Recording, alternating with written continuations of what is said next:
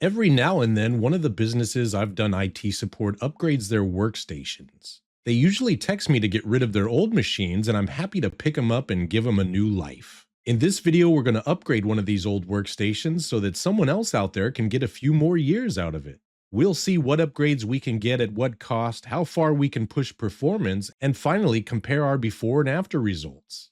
Before we start, we'll run this PC through some benchmarks and then compare them to our after results. The first thing we'll do is take this thing apart and give it a good cleaning. It's quite dusty. During this process, we'll be able to start identifying our platform and what upgrades we can possibly put into place.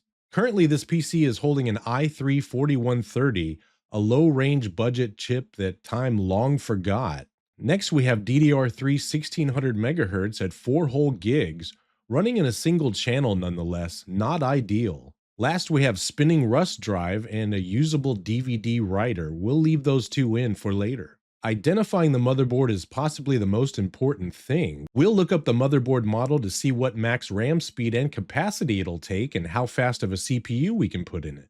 The Asus H81MC.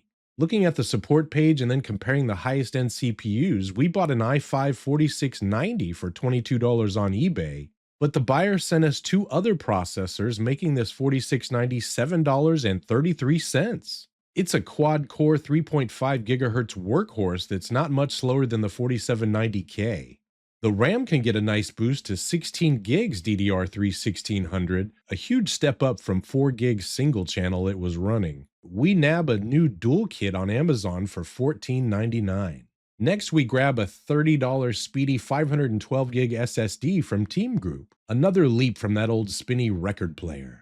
Our total for the upgrade is a mere $52.32.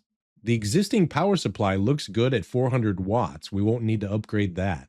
Dark Flash was gracious enough to send us a Z4 Pro cooler to completely overkill the cooling on the CPU. Now, after a good cleaning, the case and parts are ready to go back together.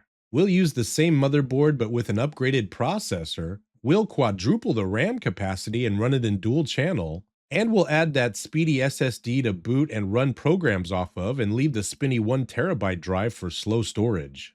With everything back together, the workstation is looking as good as new and ready to tackle some spreadsheets with fury. We put a fresh install of Windows 10 on the newly upgraded machine and run over our same tests as before. You can see our results here with fast install times, high pass mark scores, high base mark scores, and a great crystal disk score. The system is much more responsive and ready to rumble. Our work is almost done here. One last quick upgrade is an NVIDIA GTX 1050. It doesn't need an external power supply and slots right into this situation no problem. This setup can play some older titles like Rocket League, Counter-Strike 2, and Project Cars 2 while still being a daily driver PC. Now we need to figure out how to price and sell this PC.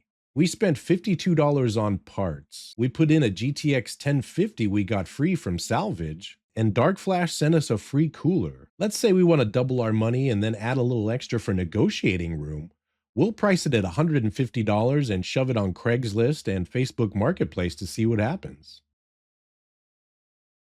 Well, we sold the machine for a cool $140, netting us an $88 profit. Some budget-minded person is going to use it for school and light indie gaming, a perfect match.